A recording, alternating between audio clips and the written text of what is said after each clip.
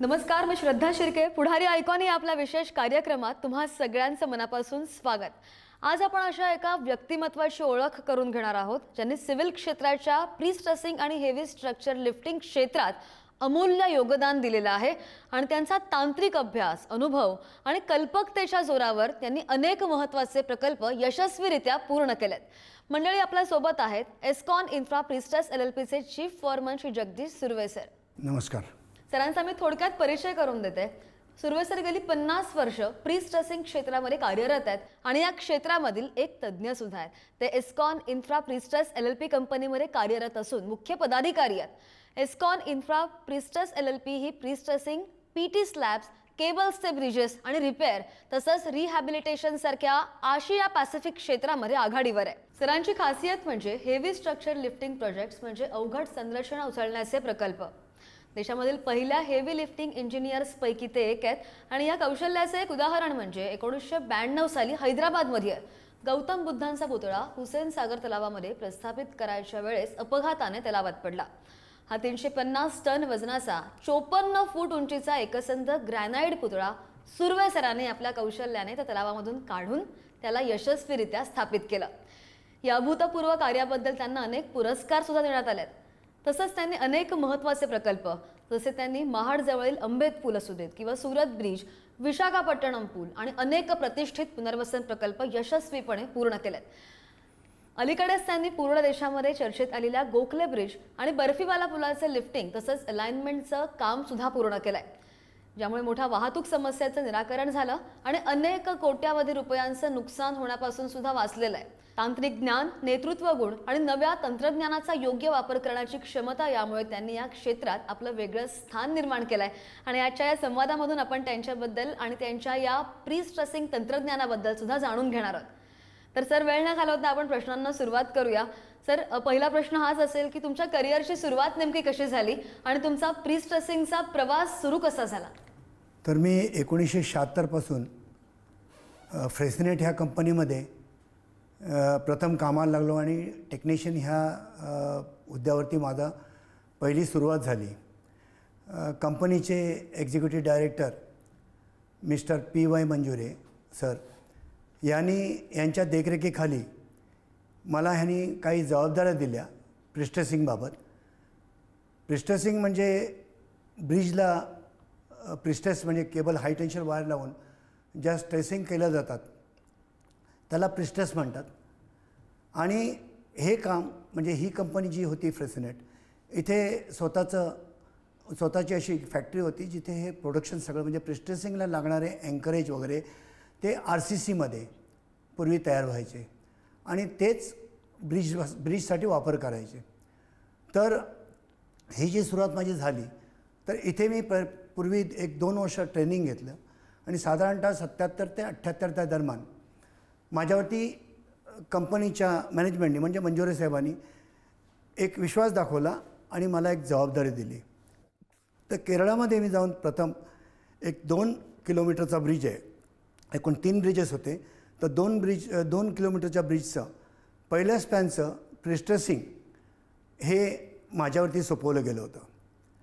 आता प्रिस्ट्रेसिंगमध्ये काय असतं की एक गर्डर आहे एका ब्रिजवरती किंवा 2 कॉलमवरती गर्डर्स हे केलेले असतात, कॉन्क्रिटिंग केलेले असतात आणि ह्याला पोस्ट टेन्शनिंग म्हणतात. त्या गर्डरमध्ये आपण प्रथम कॉन्क्रिटिंग करतो आणि त्याच्यामध्ये जी प्रिस्ट्रेसिंग वायर ज्याला हाय टेन्शन वायर आहे तर ती यूज करतो किंवा वापर करतो त्याच्यात.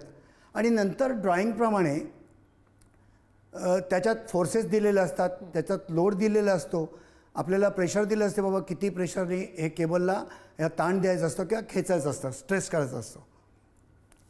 प्रिस्ट्रेसिंगचा मूळ उद्देश म्हणजे काय तर हे करत असताना आपल्याला स्पॅन वगैरे जे काय आहेत ते बरेच मोठ्या अंशाने करू शकतो आपण आणि त्याचे कॉलम वगैरे पण कमी करू शकतो. तर माझी सुरुवात तिकडून केरळापासून झाली आणि मी पहिल्या ब्रिजचं काम अगदी सक्सेसफुल केलं. अगदी बराच दांडगा अनुभव आहे सरांना आपण पाहतोय. आपण सर, प्री स्ट्रेसिंग हे तंत्रज्ञान पद्धती बांधकाम क्षेत्रासाठी इतकी महत्त्वाची काय आणि आपण सध्या पाहतोय प्रचलित बांधकाम म्हणजे RCC बांधकामाच्या तुलनेमध्ये प्री स्ट्रेसिंगमध्ये काय फरक आहे आणि त्याचे नेमके फायदे काय आहेत? प्रिस्ट्रेसिंग म्हटलं की त्याच्यावरती आपण ती वायर ताणतो किंवा खेचतो, तर त्याचे फोर्सेस असतात एका वायरवरती. आज 12.7ची म्हटलं, ह्याचे स्टँडर्ड काय सायझेस आहेत 12.7 स्टँडचे HT वायरचे, त्याच्यानंतर 15.2 आहे, 15.7 निघालेलं आता. तर ह्या ज्या वायर आहेत ह्याला एक ठराविक ड्रॉईंग केलेलं असतं आणि त्या ड्रॉईंगमध्ये त्याचं फोर्सेस दिलेले असतात किंवा त्याला किती खेचायचं त्याचे काही लिमिट दिलेले असतात. म्हणजे त्याचे प्रेशर असतात, त्याचा फोर्स असतो. हां, तर एक साधारणतः जनरली सगळीकडे जे स्ट्रेस देतो आपण एक इच वायरवरती, तर त्याची काय कॅपॅसिटी असते एक वायरची 16.5 टन असते 12.7ची, त्याने 15.2 आहे. ह्याची ती ब्रेकिंग लोड ज्याला म्हणतात ते तुटायची जी कॅपॅसिटी असते ही साधारणतः एक 26.5 टन आहे. ही गृहीत धरून जाते आणि त्याच्याप्रमाणे जेव्हा आपण स्ट्रेस देतो केबलवरती ते सर्वसाधारणतः एक 14 टनच्या आसपास 12.7ला आणि ह्याच्यावरती 21.1 21.2पर्यंत म्हणजे 70% ते 75%च्या आतमध्ये याला स्ट्रेस केला जातो किंवा लोड दिला जातो याच्यावरती, एवढ्या टनचा फोर्स दिला जातो. तर ह्याच्यात म्हणजे विशेष म्हणजे काय, हे करत असताना काही काळजी जरूर घ्यायला पाहिजे. याच्यात एक तर जे मटेरियल आहे याचं प्रिस्ट्रेसिंगचं हे क्वालिटी फार चांगल्या क्वालिटीचं उच्च क्वालिटीचं पाहिजे आणि ह्याचे सगळे जे पार्ट किंवा त्याच्याला लागणारं इक्विपमेंट आहे ह्याच्या टेस्टिंग केल्या जातात पूर्वी. म्हणजे स्ट्रेसिंग करण्याच्या पूर्वी ब्रिजला ॲक्च्युली आपण ज्या वेळेला ह्याचा वापर करतो त्यावेळेला त्याच्यात जे इक्विपमेंट वापरलं जातं म्हणजे साधारणतः ह्याला हाय प्रेशर पॉवर पॅक म्हणतात किंवा पंप म्हणतात, हायड्रॉलिकवरती चालणारं. दुसरं ह्याच्यामध्ये जॅक लावलेले असतात, वेगळ्या वेगळ्या कॅपॅसिटीचे असतात. तर काही 350 टनचे कॅपॅसिटीचे जॅक असतात, काही 500 टन असतात, 900 टन आहे, 750 टन आहे, 700 टन आहेत, असे वेगळे वेगळे प्रकारचे. आणि ते जॅक कशा प्रकारे यूज करतात तर तुम्हाला दिलेलं ड्रॉईंग असतं त्याच्यामध्ये प्रत्येक ब्रिजचं त्याने प्रत्येक गडाला किती फोर्स द्यायचा असतो तो त्याच्याने ठरवला जातो. त्याच्यामुळे याच्यात जे प्रिस्ट्रेसिंगमध्ये मुख्य म्हणजे काही कॅलिब्रेशन केलेले असतात. उदाहरणार्थ जॅक कॅलिब्रेशन केलेले असतात, तुमचे गेजेस असतात. हे गेजेस फार महत्त्वाचं काम करतात ह्याच्यामध्ये. जर गेजेसमध्ये एरर आला किंवा काही प्रॉब्लेम झाले तर तुमचे जे हे आहेत प्रिस्ट्रेसिंगचे जे फोर्सेस आहेत ते तुम्हाला व्यवस्थित मिळणार नाही, म्हणजे जसं पाहिजे तसं तुम्हाला मिळणार नाही. आणि त्यावेळेला तुम्हाला माहिती पडेल की बाबा ह्याच्यात हा प्रॉब्लेम झालेला आहे. पण त्याच्यात जो ऑपरेटर असेल, स्किल्ड ऑपरेटर असेल, तर त्याला हे ताबडतोब कळेल की बाबा मला एक रिक्वायर फोर्स दिलेला आहे, त्याच्यावरती एवढंच इलॉंगेशन झालेलं आहे, हे ड्रॉईंगला दिलेलं आहे. तर मग ही गडबड का होते की हे का रिक्वायर फोर्स का नाही येत आहे, इलॉंगेशन व्यवस्थित का नाही मिळत आहे. मग पहिलं आम्ही काय करतो की ह्या कार्यामध्ये जो एक्सपर्ट आहे तो पहिला जाऊन कॅलिब्रेशन करणार, ते काम तिथेच थांबवणार ॲज इट इज, पुढे जायला देणार नाही. आणि हे ताबडतोब गेज कॅलिब्रेशन करून परत रिकॅलिब्रेशन करणार, त्याला काय आहे ते कॅलिब्रेशन करणार आणि त्याच्यानंतर परत हे वापरण्याचा प्रयत्न करणार. आता ह्याच्यामध्ये हा एक प्रॉब्लेम असतो जो येतो. त्याच्यानंतर जे प्रोफाईल करतात, म्हणजे प्रिस्ट्रेसिंगमध्ये प्रोफाईल हा अत्यंत महत्त्वाचा भाग आहे, कारण त्याला स्मूथ प्रोफाईल पाहिजे, इलॉंगेशन आला पाहिजे. आणि स्ट्रेस करताना मुख्यतः हा लोड जो ट्रान्सफर होतो आहे गर्डरवरती तो गर्डरला अपलिफ्ट करतो. जेव्हा आपण दिलेला फोर्स दिल्यानंतर तो अपलिफ्ट होतो गर्डर, म्हणजे त्याला हॉगिंग म्हणतात. तो हॉगिंग होतो आणि त्याच्या काही मर्यादा असतात हॉगिंग व्हायला, त्याचे लिमिट्स असतात की बाबा 20 मिलीमीटर एवढा फोर्स आपण दिला एका गर्डरला तर त्यानंतर तो 20 मिलीमीटर झाला पाहिजे. हे ड्रॉईंगला दिलेलं असतं, म्हणजे ते डिझाईनला करेक्ट केलेलं असतं. आता हे करत असताना आपण जे प्रिस्ट्रेसिंग करतो तेव्हा जो लोड आहे तो गर्डरवरती अपलिफ्ट झाल्यामुळे गर्डरच्या खाली जो सपोर्ट दिलेला असतो तो पूर्ण फ्री होतो. म्हणजे ज्या गर्डरचं जे पूर्ण वेट आहे किंवा जो लोड आहे तो ट्रान्सफर आपण जे कॉलम केलेले असतं त्याच्यावरती तो ट्रान्सफर होतो. म्हणजे तो संपूर्ण भार आहे जो मधला जो आपण सपोर्ट काढल्यानंतर संपूर्ण जो लोड असतो गर्डरचा तो संपूर्ण ट्रान्सफर आपल्या पियरवरती होतो, कॉलमवरती होतो. आपला जो बर्फीवाला ब्रिज किंवा गोखले ब्रिज आहे त्याची नेमकी समस्या काय होती आणि महत्त्वाचं म्हणजे तुम्हाला त्या समस्या मार्गी लावताना काय नेमक्या अडचणी आणि आव्हानांचा सामना करावा लागला. असं झालं की गोखले ब्रिज ज्यावेळेला सुरू केला, म्हणजे नवीन ब्रिज ज्यावेळेला ईस्ट आणि वेस्टला जाण्यासाठी, पूर्व आणि पश्चिमेला जाण्यासाठी ज्यावेळेला नवीन ब्रिजचं कन्स्ट्रक्शन झालं त्यावेळेला ह्या ब्रिजची लेवल त्या ब्रिजच्या लेवलला येऊ शकत नव्हती, कारण ह्याची हाईट किंवा ह्याचं लेवल आहे ते फार वरच्या बाजूला होतं. आता ह्या ब्रिजला तोडायची आवश्यकता एवढ्यासाठी नव्हती की ह्याचं बाकीचं स्ट्रक्चर सगळं चांगलं होतं, व्यवस्थित होतं. पण ह्याला हा कंटिन्युअस स्पॅन असल्यामुळे ह्याला लिफ्टिंग एवढ्यासाठी करायला लागलं की ह्याचा काही भाग हा प्रत्येक स्पॅनला आम्हाला सेपरेट करावा लागला. अर्थात याच्यासाठी कन्सल्टंट म्हणून किंवा ह्याच्यासाठी आम्हाला जी काय मदत लागली ती मुंबई IIT ह्यांच्याकडून आम्हाला ती मदत मिळाली. हे काम आम्ही नंतर बघितल्यानंतर आपण हे करू शकतो हे सर्वप्रथम ठरवायला लागलं. एस्कॉननी ते ठरवलं की कशा प्रकारे ते करायचं, आणि त्यानंतर ह्याला काही कन्सल्टंटच्या ह्याच्यात माध्यमातून आम्हाला त्यांचं मार्गदर्शन मिळालं.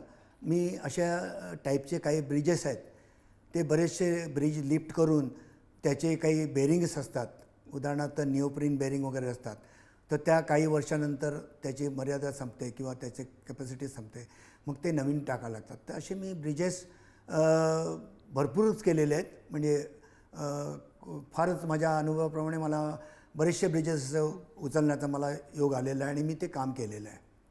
सर, इतकी वर्ष झाली, बऱ्याच प्रोजेक्ट्सवर तुम्ही आत्तापर्यंत काम केलं आहे, इतके प्रोजेक्ट्स हाताळलेले आहेत. आणखी काही आयकॉनिक प्रोजेक्ट्सबद्दल काही आपले अनुभव असतील तर ते सुद्धा तुम्ही आमच्या प्रेक्षकांना सांगू शकता.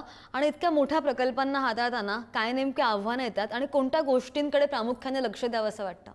हा अनुभव आहे, म्हणजे प्रिस्ट्रेसिंगबद्दल जो अनुभव आहे मला, तो जवळजवळ 40 वर्षाचा माझा अनुभव आहे. मी पूर्वी एका फ्रेसनेट म्हणून जी पहिली कंपनी, फादर ऑफ प्रिस्ट्रेसिंगची पहिली कंपनी भारतामध्ये झाली, त्या कंपनीमध्ये मी 38 वर्ष काम केलं. आणि माझ्याकडे असे बरेचसे प्रोजेक्ट होते, म्हणजे जे प्रिस्ट्रेसिंगबद्दल, त्याच्यानंतर हेवी लिफ्टिंग आहेत, असे काही प्रोजेक्ट आहेत की जे मी माझ्या कंपनीच्या स्टाफबरोबर किंवा इंजिनियर्सबरोबर स्वतः हाताळलेले आहेत. त्यापैकी एक मोठा जॉब असा होता की हुसेनसागर ह्याच्यामध्ये एक बुद्धाची स्टॅच्यू होती, म्हणजे बुद्धाची मूर्ती होती, तर ती पाण्यामध्ये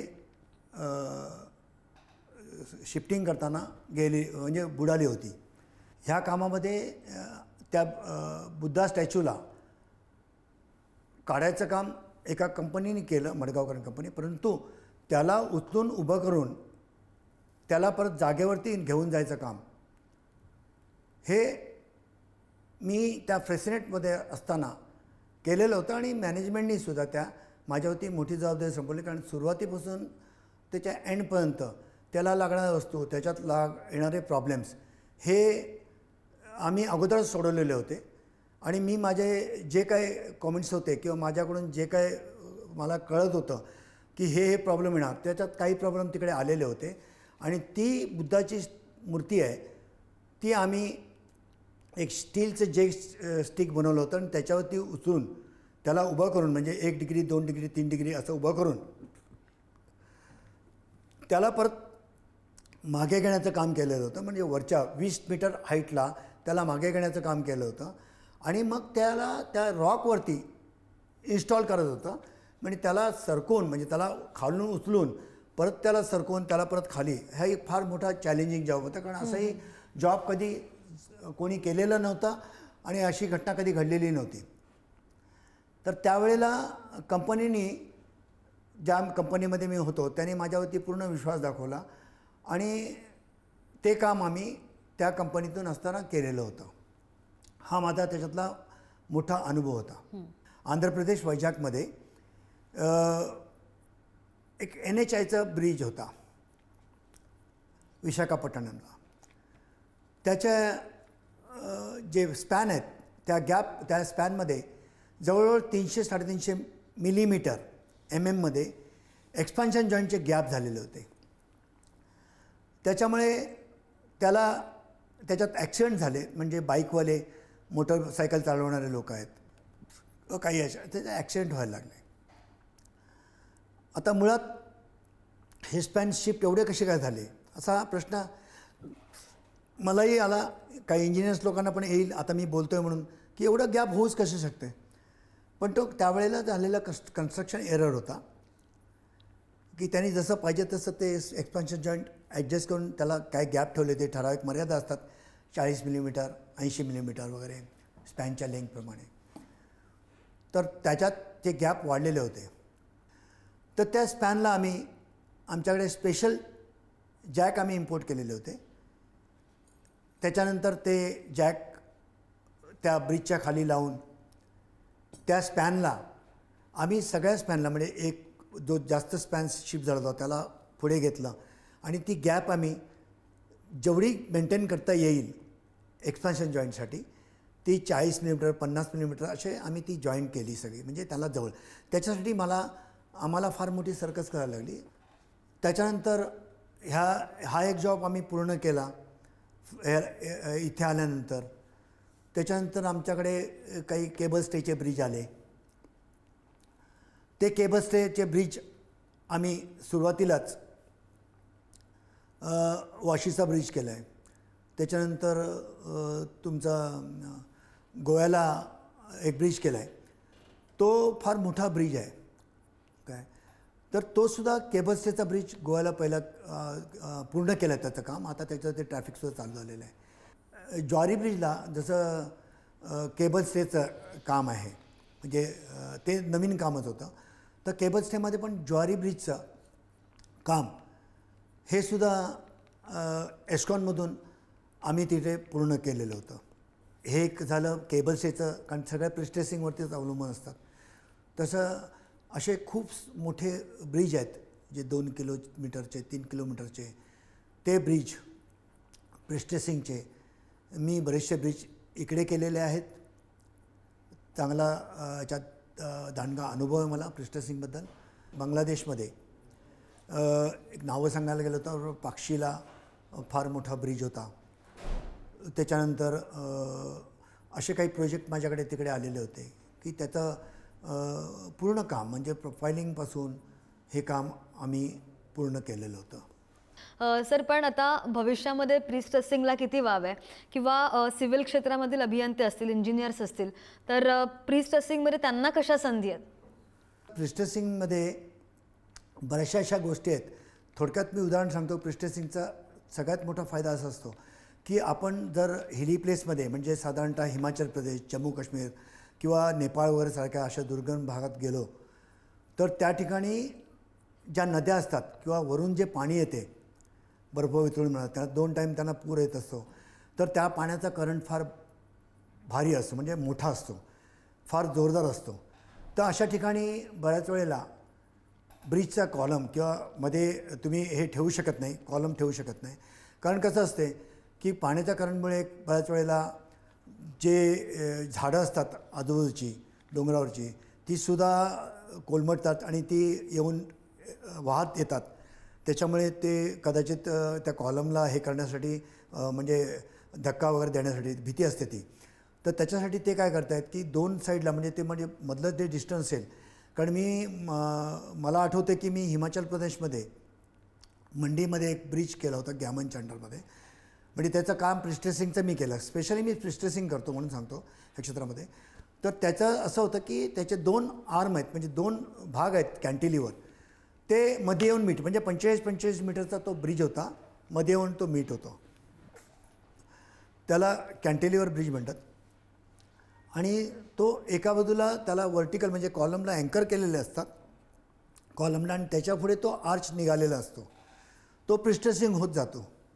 तर हे जे ब्रिज आहेत म्हणजे जो आपण स्पॅन ठेवला 45 मीटरचा तो स्पॅन आहे, तर ते अशा ठिकाणी आपल्याला करता येतात प्रिस्ट्रेसिंगमुळे. स्पेशली मी प्रिस्ट्रेसिंगबद्दल सांगतो आहे की तुमचं जर म्हणजे मध्ये हे बरेचसे ब्रिज आहेत की तिकडे जागा कमी असेल, 2 डोंगर आहेत समजा, त्याच्यामध्ये एक व्हॅली आहे.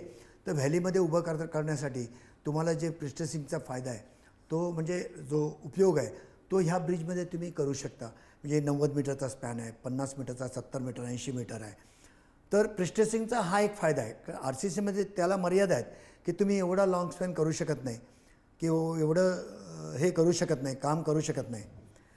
तर मुख्यतः प्रिस्ट्रेसिंग म्हटलं की त्याचे हे मोठे फायदे आहेत आपल्याला. तर तसंच एस्कॉनमध्ये आता मी तिथून फ्रेसनेटला रिटायर्ड झाल्यानंतर मी पहिल्यांदा माझ्या गुरूंना ह्याच्यात धन्यवाद अगोदर द्यायला पाहिजे होतं मला. PY मंजुरे आहेत, तर त्यांनी मला एक्झिक्युटिव्ह डायरेक्टर होते फ्रेसनेटचे, त्यांनी मला खूप मदत केलेली होती.